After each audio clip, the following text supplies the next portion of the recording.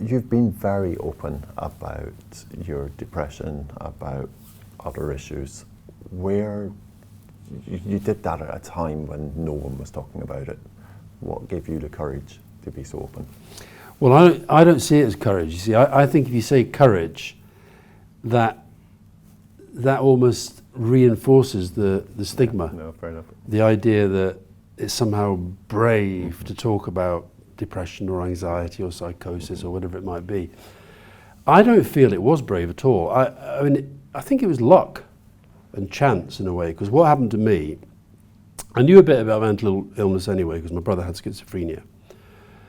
I had a breakdown myself, and at the time I was a young high-flying journalist, very well known in Fleet Street.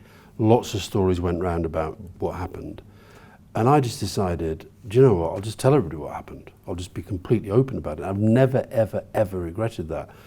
And I think that's what gave me, not the courage, but gave me the insight that, do you know what, I don't understand why people don't want to talk about this. Because I'm finding that people are interested, very sympathetic, very supportive. I mean, for example, I went back to the Daily Mirror after my breakdown and after I'd been in hospital and stuff, and I went back to the Mirror, very drinking culture, where I'd been a very, very heavy drinker.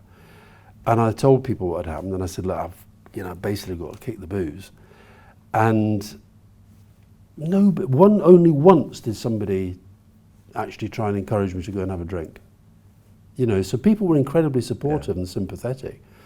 And then since then, I find that, in fact, you know, as you know, I was in Sheffield yesterday at this suicide prevention conference, and I said, I think we've massively moved the dial on awareness, but we're going backwards on services. So we've got to keep going with it, because ultimately it's about the services, not just about the attitudes. And I sometimes worry that there are parts of government who think, oh, well, it's all about the attitudes. As long as we're changing the attitudes, it's not, it's about the services. And in a funny sort of way, well, not funny, but the improvement in attitudes has led to more and more people thinking, maybe I need help. Yeah. And then they find it's not, help. and then they find it's not there. And the other thing is, I like talking about mental health. I like campaigning on it. I feel better for it.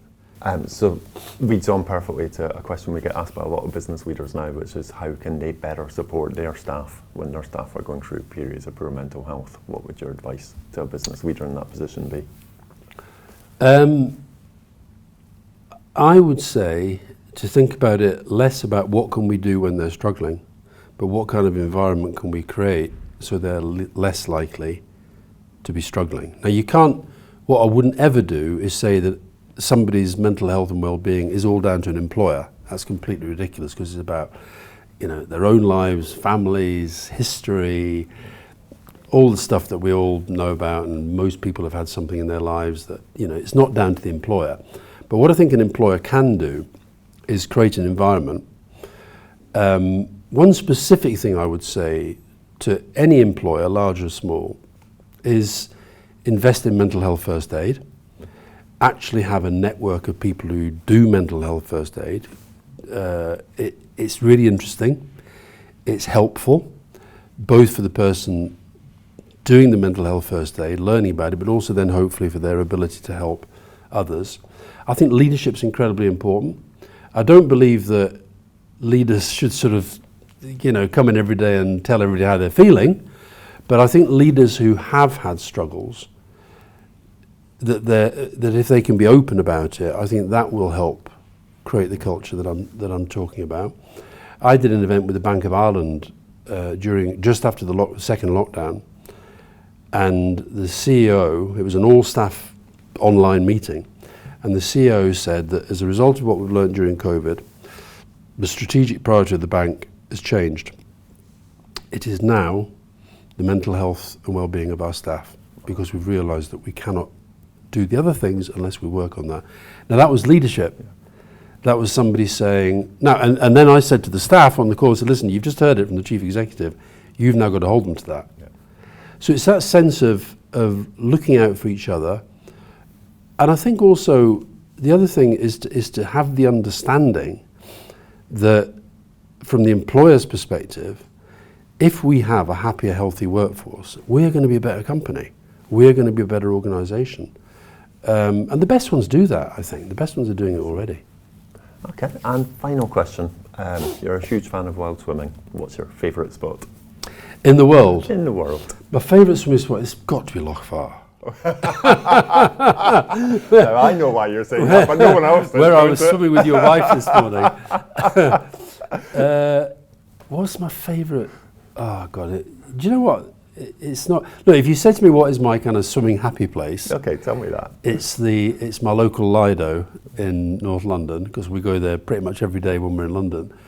But if I think about some of the best swims I've ever had, a lot of them have been in Scotland, a lot of them have been in the Highlands, but Fiona and I were in Lake Annecy. It's beautiful. Last year, and we swam, and it's the first place I've ever swum in. I mean, I should say that I did get hypothermia, but we'll park that. But the point about it was that you could, oh no, sorry, that was Lake Geneva. Yeah. Hypothermia was Lake Geneva. Lake Annecy was mesmerising how clean it was. You could swim out for quite a while and still see the bottom of the lake. Absolutely incredible. We were there last year. Is it not too warm for you though? I felt it was. Well, we were there in winter. Right. Yeah. Now that's the thing. I do like the cold water. I do like it to be cold. Loch Fyr this morning was not cold enough. It wasn't cold enough. Yeah, sorry about that. Alastair, thank you so much. Thank you. Absolute pleasure. Thank you.